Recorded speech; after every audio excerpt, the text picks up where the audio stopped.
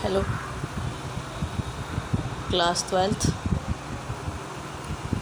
Good morning बच्चों।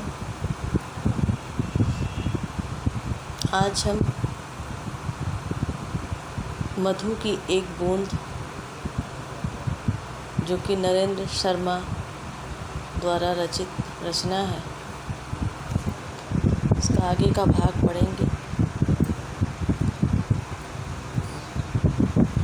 मधु की एक बूंद से बचकर व्यक्ति मात्र की बची चदरिया, न घर तेरा ना घर मेरा, रैन बसेरा बनी नगरिया।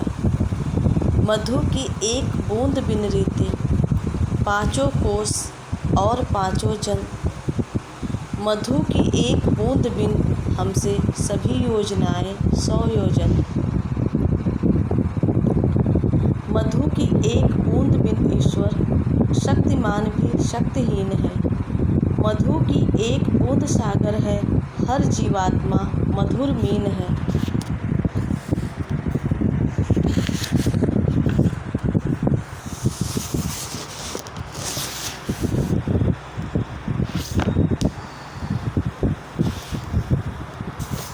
मधु की एक बूंद पृथ्वी में, मधु की एक बूंद शशि रवि में, मधु की एक बूंद कविता में, मधु की एक बूंद है कवि में।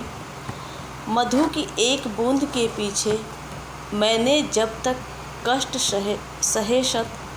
मधु की एक बूंद मिथ्या है, कोई ऐसी बात कहे मत।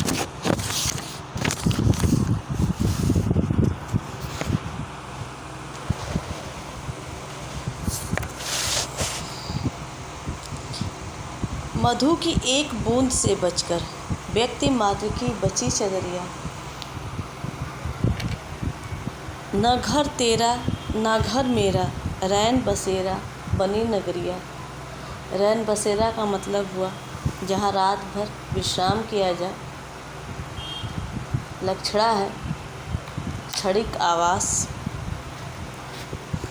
मधु की एक बूंद बिन रीते, रीते मतलब खाली। पाँचों कोष 5 कोष होता है, अन्नमय, प्राणमय, मनोमय, विज्ञानमय एवं आनंदमय। ये 5 कोष हैं। और पाँचों जन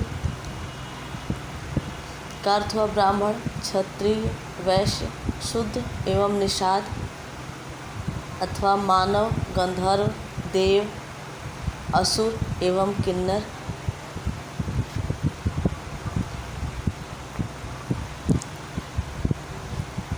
मधु की एक बूंद बिन हमसे सभी योजनाएं 100 योजन। मधु की एक बूंद बिन ईश्वर शक्तिमान भी शक्तिहीन है। मधु की एक बूंद है सागर, हर जीवात्मा मधुर मीन है। मीन मतलब मछली। मधु की एक बूंद से बचकर व्यक्ति मात्र की बची चदरिया, न घर तेरा ना घर मेरा, रैन बसेरा बनी नगरिया। इसमें कवि ने मधु की एक बूंद पाना ही जीवन का मर्म माना है। सब कोई इसे पाने के क्रियाशील एवं कर्मरत है।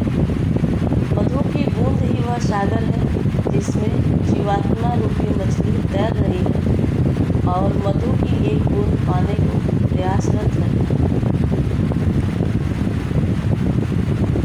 मधु की एक बूंद से बचकर व्यक्ति मात्र की बची चदरिया। यहाँ पे कवि कह रहे हैं कि व्यक्ति संसार में रहते हुए यदि अपने सम्मान की चादर को सही सलामत रखकर मधु की एक बूंद प्राप्त कर ले तो उसका जीवन सफल कहा जा सकता है। कवि कह रहे हैं मधु की एक बूंद से बचकर व्यक्ति मात्र की बची चदरिया। कवि कह रहे हैं कि व्यक्ति संसार में रहते हुए यदि अपने सम्मान की चादर को सही सलामत रखकर आनंद की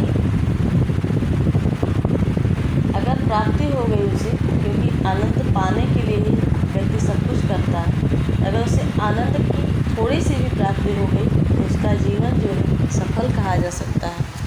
न घर तेरा ना घर मेरा, रैन बसेरा बनी नगरिया। कवि कह रहे हैं क्योंकि यह सांसारिक जीवन जो होता है क्षणभंगुर होता है, यह जीवात्मा का स्थायी निवास नहीं है। यह तो रैन बसेरा है जहाँ थोड़े समय के लिए ही हमें आश्रय प्राप्त हुआ है, और यह संसार ना मेरा घर है और ना ही तेरा घर है। कवि कह रहे हैं कि मधु की एक बूंद, व्यक्ति संसार में रहते हुए अगर अपने सम्मान की चादर को सही सलामत रखकर मधु की एक बूंद प्राप्त कर ले तो उसका जीवन सफल कहा जा सकता है, क्योंकि यह सांसारिक जीवन जो है क्षणभंगुर है, यह जीवात्मा का स्थायी निवास नहीं है। और यह तो रैन बसेरा है जहाँ थोड़े समय के लिए ही हमें आश्रय प्राप्त हुआ है, और यह संसार ना मेरा घर है और ना ही तेरा घर है। मधु की एक बूंद बिन रीते, पाँचों कोश और पाँचों जन। कवि कह रहे हैं कि मधु की एक बूंद को पाए बिना शरीर का संगठन करने वाले पाँचों कोश भी रिक्त ही समझना चाहिए। मधु की पाँचों कोश, मधु की एक बूंद को पाए बिना शरीर का संगठन करने वाले पाँचों कोश भी रिक्त ही समझना चाहिए। और पाँचों जन, इसी प्रकार मानव, देवता, असुर, गंधर्व, किन्नर सभी जन जो है इस आनंद रूपी मकरंद को खोजने का प्रयास अपने अपने ढंग से कर रहे हैं। और मधु की एक बूंद बिन हमसे सभी योजनाएं 100 यजन, और इस आनंद को पाए बिना हमारी सभी योजनाएं हमसे दूर हो जाती हैं। अर्थात व्यक्ति उसी कार्य को करता है जिसमें उसे आनंद मिलता है। यदि यह आनंद न मिले तो हम कोई भी अपनी योजना पूरी नहीं कर सकते हैं। मधु की एक बूंद बिन रीते, पाँचों कोश और पाँचों जन, मधु की एक बूंद बिन हमसे सभी योजनाएं 100 यजन। कवि कह रहे हैं कि मधु की इस एक बूंद को पाए बिना शरीर का संगठन करने वाले पाँचों कोश भी हमें रिक्त ही समझने चाहिए। इसी प्रकार मानव, देवता, असुर, गंधर्व, किन्नर सभी जन जो हैं इस आनंद रूपी मकरंद को खोजने का प्रयास अपने अपने ढंग से कर रहे हैं, और इस आनंद को पाए बिना हमारी सभी योजनाएं हमसे दूर हो जाती हैं। अर्थात व्यक्ति उसी कार्य को करता है जिसमें उसे आनंद मिलता है। यदि यह आनंद न मिले तो हम अपनी कोई भी योजना पूरी नहीं कर सकते हैं। मधु की एक बूंद बिन ईश्वर, शक्तिमान भी शक्तिहीन है। मधु की एक बूंद सागर है, हर जीवात्मा मधुर मीन है। कवि कह रहे हैं कि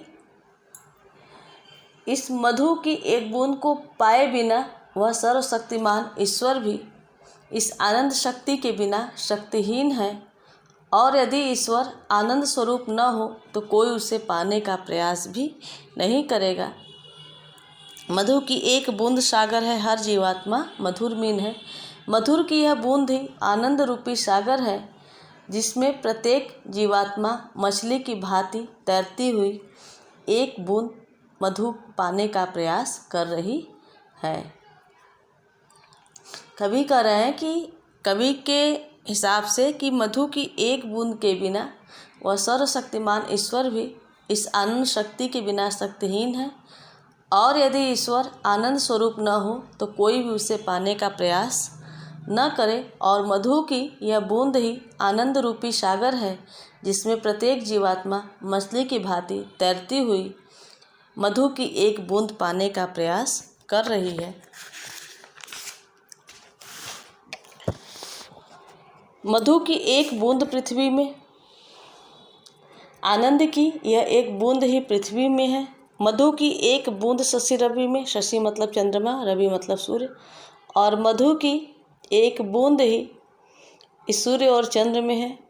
मधु की एक बूंद कविता में, मधु की एक बूंद कवि में, और यही मधु की एक बूंद कविता में है और कवि में भी है। अर्थात कविता में भी यही आनंद रस के रूप में है तथा कवि को आत्म शांति के रूप में कविता लिखकर इसी आनंद की उपलब्धि होती है। मधु की एक बूंद के पीछे मैंने जब तक कष्ट सहे सत, कवि करें यदि आनंद न हो तो कविता का सृजन भी नहीं हो सकता। और मधु की इस एक बूंद को पाने के लिए ही मैंने सैकड़ों कष्ट सहन किए हैं। मधु की एक बूंद मिथ्या है, कोई ऐसी बात कहे मत। कह रहे हैं कि अतः अब कोई यह न कहे कि मधु की यह एक बूंद जो है मिथ्या है, और मैं उसके इस कथन को स्वीकार नहीं कर सकता। कवि कह रहे हैं कि मधु की एक बूंद पृथ्वी में, मधु की एक बूंद शशि रवि में, मधु की एक बूंद कविता में, मधु की एक बूंद है कवि में। कह रहे हैं कि आनंद की यह एक बूंद ही पृथ्वी में है, और यही बूंद जो है सूर्य और चंद्र में है, और यही आनंद की एक बूंद जो है कविता में है, और यही आनंद की बूंद जो है एक कवि में है। अर्थात कविता में भी वही आनंद रस के रूप में है, तथा कवि को आत्मशांति के रूप में कविता लिखकर इसी आनंद की उपलब्धि होती है। यदि यह आनंद न हो तो कविता का सृजन भी नहीं हो सकता। और मधु की एक बूंद के पीछे मैंने जब तक कष्ट सहे सत मतलब सैकड़ों, श होता है। कह रहे हैं कि मधु की इस एक बूंद को पाने के लिए ही मैंने सैकड़ों कष्ट सहन किए। अतः अब कोई यह न कहे कि मधु की यह एक बूंद मिथ्या है, मैं उसके इस कथन को स्वीकार नहीं कर सकता। इस पद्य का काव्य सौंदर्य। कवि ने जीवन का मूल उद्देश्य आनंद की प्राप्ति माना है। प्रत्येक व्यक्ति आनंद रूपी मकरंद की इस एक बूंद को पाने के लिए प्रयासरत है। प्रतीकात्मक शैली है, लाक्षणिक भाषा है,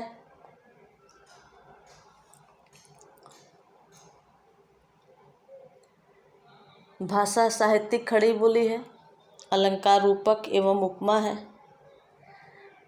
शब्द शक्ति लक्षणा है, गुण प्रसाद है। और अब हम इसी के विविधा के ही